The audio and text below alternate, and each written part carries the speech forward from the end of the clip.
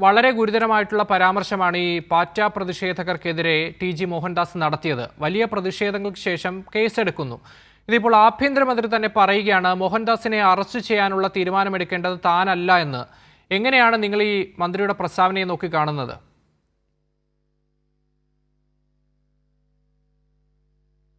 ഒരു പ്രസ്താവന നടത്തിയ ഒരു വ്യക്തിയെ സംസ്ഥാനത്തിന്റെ ആഭ്യന്തരമന്ത്രിക്ക് അറസ്റ്റ് ചെയ്യണമെന്ന് തോന്നുന്നില്ലെങ്കിൽ, അതിന് നിർദ്ദേശം കൊടുക്കാൻ കഴിയുന്നില്ലെങ്കിൽ, പിന്നെ അദ്ദേഹം ആ പദവി ഇരിക്കുന്നതിന് യാതൊരു അർഹതയുമില്ല.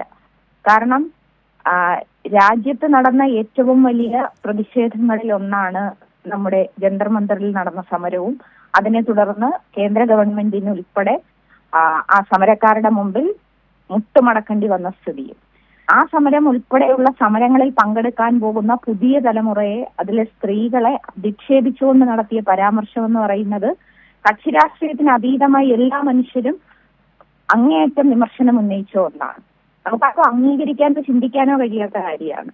അപ്പം ഈ സമരത്തിന് ഐക്യദാർഢ്യവുമായി ലണ്ടനിൽ ഗ്രീറ്റ തൻബർഗ് ഉൾപ്പെടെയുള്ള പ്രതിഷേധത്തിന് സോളിഡാരിറ്റിയുമായി ലണ്ടനിൽ ഉൾപ്പെടെ ലോകത്തുള്ള ഏറ്റവും പ്രഗത്ഭരായ വ്യക്തികൾ ഒത്തുകൂടിയത് നമ്മൾ കണ്ടു.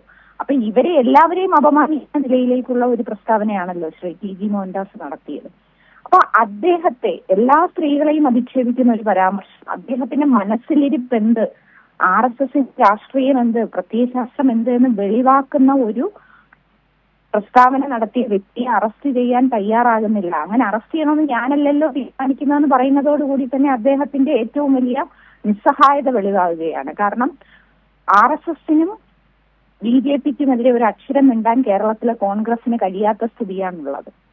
അതിന് അനുമതി അദ്ദേഹത്തിന് കിട്ടണം. ആ അനുമതി കിട്ടേണ്ടത് മുഖ്യമന്ത്രിയിൽ നിന്നായിരിക്കാം. മുഖ്യമന്ത്രിയുടെ തലച്ചോറിനകത്ത് സവർക്കറിനോടുള്ള സ്നേഹം മാത്രമാണുള്ളത്. അപ്പൊ അതുകൊണ്ടാണ് അദ്ദേഹം പറയുന്നത് അറസ്റ്റ് ചെയ്യണമെന്നുള്ളത് ഞാനല്ലല്ലോ തീരുമാനിക്കുന്നതെന്ന് പറയുന്നത്. UDF ഗവൺമെന്റിന്റെ രാഷ്ട്രീയം RSSനും BJPക്കും വിധേയപ്പെട്ട് മാറിയിരിക്കുന്നു എന്നുള്ളത് മാത്രമാണ്. മുഖ്യമന്ത്രിക്കും അതുപോലെ തന്നെ ഇങ്ങനൊരു പ്രസ്താവന നടത്തിയതിന്റെ ഭാഗമായി ടി.ജി. മോഹൻദാസിന്റെ പ്രസ്താവനയ്ക്ക് സമാനമായ മാനസികാവസ്ഥയാണ് തൻ്റെതെന്ന് കൂടി തെളിയിക്കുന്ന വിധത്തിലാണ് രമേശ് ചെന്നിത്തല ഇങ്ങനെ അഭിപ്രായം പറയുന്നത്. അപ്പം തീർച്ചയായും അദ്ദേഹത്തിന് ആ സ്ഥാനത്ത് തുടരാൻ അവകാശമില്ല എന്ന് തന്നെയാണ് സൂചിപ്പിക്കാറുള്ളത്.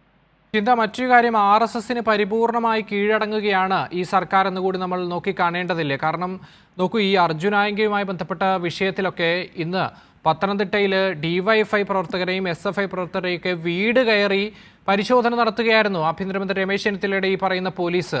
അവർക്ക് എന്തുകൊണ്ടാണ് സംഘപരിവാർ നേതാവിനെതിരായിട്ടുള്ള ഇത്തരമൊരു കേസിൽ ഒരു നടപടിക്ക് അദ്ദേഹത്തെ അറസ്റ്റ് ചെയ്യാനൊന്നും ഈ ആഭ്യന്തരമന്ത്രി ഭയപ്പെടുന്നതെന്നാണ് ഉയർന്ന ചോദ്യം. അപ്പോൾ സംഘപരിവാറിന് പൂർണ്ണമായും കീഴ്പ്പെടുകയാണ്. അവർക്ക് വിഷമം ഉണ്ടാകുന്ന ഒരു കാര്യവും ഈ സർക്കാർ ചെയ്യില്ല എന്നല്ലേ നമ്മൾ മനസ്സിലാക്കേണ്ടത്? അത് തന്നെയാണ് വ്യക്തമാവുന്നത്. അത് പകൽ പോലെ വ്യക്തമാവുന്ന നിലയിലേക്കാണ് ഇപ്പം ആഭ്യന്തര വകുപ്പ് മന്ത്രിയുടെ പ്രസ്താവനയുടെ കൂടി ഭാഗമായി വന്നിരിക്കുന്നത്. അർജുനായങ്കയുമായി ബന്ധപ്പെട്ട വിഷയത്തിലെല്ലാം ഗോവിന്ദ മാസ്റ്റർ വാർത്താ സമ്മേളനത്തിൽ പറഞ്ഞിട്ടുണ്ട്. അതൊന്നും LDFനെയോ ഇടതുപക്ഷത്തെയോ ബാധിക്കുന്ന പ്രശ്നങ്ങളല്ല. നിയമത്തിന്റേതായ വഴിക്ക് പോകണമെന്നുള്ള നിലപാട് തന്നെയാണ് ഗോവിന്ദ മാസ്റ്റർ ഉൾപ്പെടെയുള്ള സഖാക്കൾ സൂചിപ്പിച്ചിട്ടുള്ളത്. പക്ഷെ നമ്മളിവിടെ കാണേണ്ട ഒരു കാര്യം, ഏത് രാഷ്ട്രീയവുമാകട്ടെ അങ്ങേയറ്റം മ്ലേച്ഛമായ ഒരു പ്രസ്താവന സ്ത്രീകൾക്കെതിരെ, സമരക്കാർക്കെതിരെ ഉന്നയിച്ച ടി.ജി. മോഹൻദാസിനെ അറസ്റ്റ് ചെയ്യണമെന്ന് കേരളത്തിന്റെ ആഭ്യന്തര വകുപ്പ് മന്ത്രിക്ക് തോന്നാത്തതെന്താ? ആ പ്രസ്താവന ഇത്രമാത്രം പ്രതിഷേധാർഹമാണ് എന്ന ഒരു അദ്ദേഹത്തിന് ഉണ്ടാകാത്തത് എന്താണ്? അപ്പം അദ്ദേഹത്തിന് അത്തരത്തിൽ RSSന് വിധേയപ്പെട്ട് നിൽക്കുകയാണ്. ഒരു നിലപാട് പറയണമെങ്കിൽ പോലും RSSന്റെ അനുമതി വേണം. അതാണ് അദ്ദേഹം ചോദിക്കുന്നത്. അറസ്റ്റ് ചെയ്യണമെന്നുള്ളത് ഞാനല്ലല്ലോ തീരുമാനിക്കേണ്ടതെന്നുള്ളത് അദ്ദേഹം പറയുന്നത്. അത് RSSന്റെ കേന്ദ്രത്തിൽ നിന്ന് അനുമതി കിട്ടിയാലേ കേരളത്തിൽ ആഭ്യന്തര വകുപ്പ് മന്ത്രിക്ക് അറസ്റ്റ് ചെയ്യണോ വേണ്ടായോ എന്ന് തീരുമാനിക്കാൻ പറ്റൂ. ആ നിലയിലേക്ക് കേരളത്തിന്റെ ആഭ്യന്തര വകുപ്പ് എത്തി നിൽക്കുകയാണ്. വളരെ ഗുരുതരമായ വിഷയമാണ് ഇത്. വലിയ പ്രതിഷേധം കേരളത്തിനകത്ത് ഉയർന്നു വരും.